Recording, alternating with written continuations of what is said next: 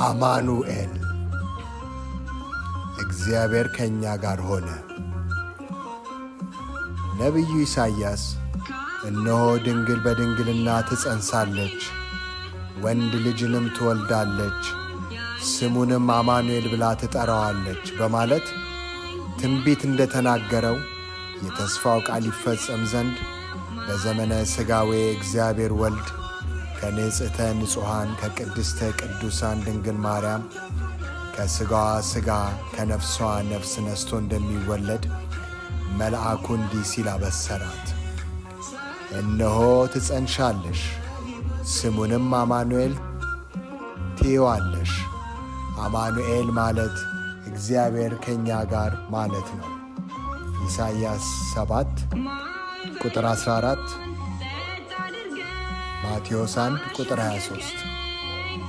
አማኑኤል አማነ እና ኤል ከሚል ሁለት ቃላት የተመሠረተ ስም ነው።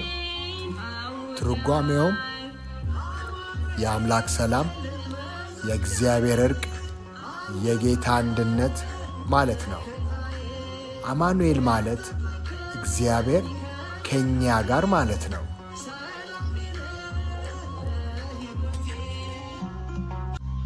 እግዚአብሔር ከእኛ ጋር ማለት ደግሞ ከሥጋችን ሥጋ ከነፍሳችን ነፍስ ነስቶ የተዋሃደ ከብቻዋ ከኀጢአት በቀር እንደኛ የሆነ ማለት ነው።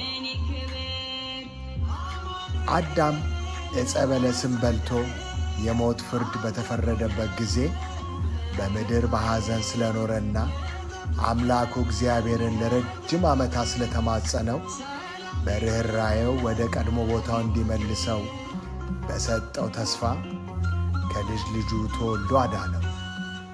በዚያችን በተከበረች ቀን ትንቢቱ ተፈጽሞ አምላካችን ከእኛ ጋር ሆነ።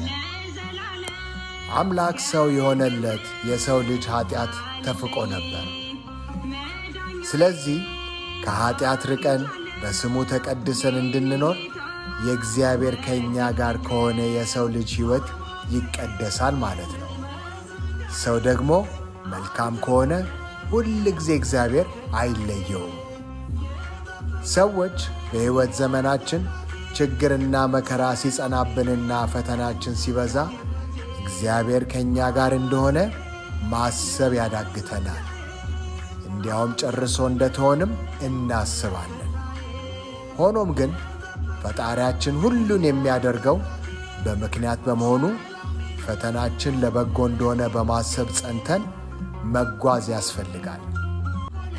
በተለይም በዚህ ጊዜ ችግራችን በዝቶ የእርስ በርሱ ጦርነቱ ብሶና ወረርሽኙ ተስፋፍቶ ብዙዎችን እየጨረሰ ባለበት ወቅት እኛ ክርስቲያኖች በሃይማኖት ልንጸናና ልንበረታ ይገባል እንጂ ችግራችንን እያገዘፍን አምላካችንን የምናማርር ከሆነ መፍትሄ አናገኝም።